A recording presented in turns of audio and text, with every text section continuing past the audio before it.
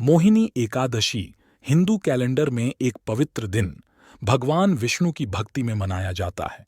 यह दिन सिर्फ एक धार्मिक अनुष्ठान नहीं है, बल्कि विश्वास, दृढ़ संकल्प और अटूट प्रतिबद्धता की शक्ति के बारे में एक गहरा प्रेरक संदेश भी देता है।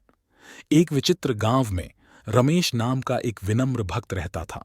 वह भगवान विष्णु में अपनी अटूट आस्था के लिए जाने जाते थे और हर एकादशी का व्रत पूरी श्रद्धा से करते थे। हालांकि रमेश की एक अजीब आदत थी। वह इस शुभ दिन पर भूखों को भोजन वितरित करता था और जरूरतमंदों की मदद करता था। एक वर्ष एक ऋषि ने गांव का दौरा किया और रमेश के मोहिनी एकादशी मनाने के अनोखे तरीके को देखा।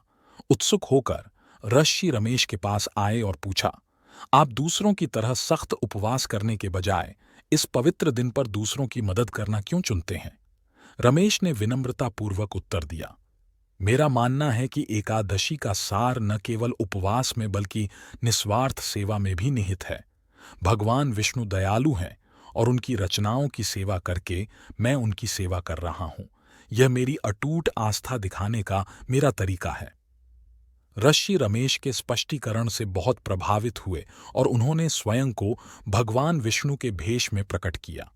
उन्होंने कहा, आपकी भक्ति और निस्वार्थ सेवा ने मेरे दिल को छू लिया है। मैं आपके विश्वास और प्रतिबद्धता से प्रसन्न हूं। वरदान मांगो और वह दिया जाएगा। रमेश ने कृतज्ञता के आंसुओं के साथ अनुरोध किया, हे भगवान, मुझे दूसरों की सेवा करने के लिए दृढ़ संकल्प और आपकी दिव्य उपस्थिति में अटूट विश्वास का आशीर्वाद दें। भगवान विष्णु ने उनकी इच्छा पूरी की और अंतर्ध्यान हो गए। उस दिन से रमेश ने और भी अधिक दृढ़ संकल्प और विश्वास के साथ अपनी निस्वार्थ सेवा जारी रखी।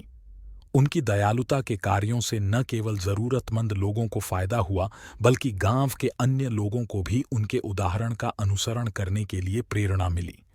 रमेश की कहानी हमें सिखाती है कि भक्ति केवल अनुष्ठानों तक ही सीमित नहीं है, बल्कि निस्वार्थ सेवा और अटूट विश्वास के माध्यम से भी व्यक्त की जा सकती है।